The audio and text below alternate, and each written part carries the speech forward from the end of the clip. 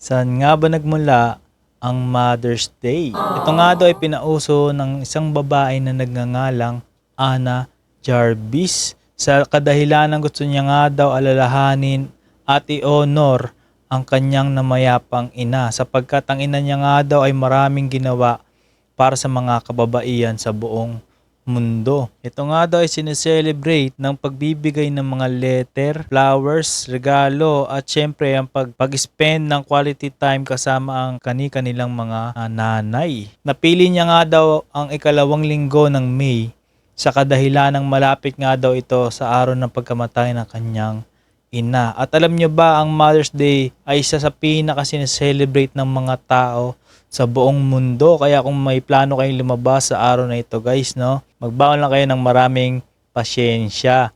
Please like and share and follow for more kaalaman videos. Paalam!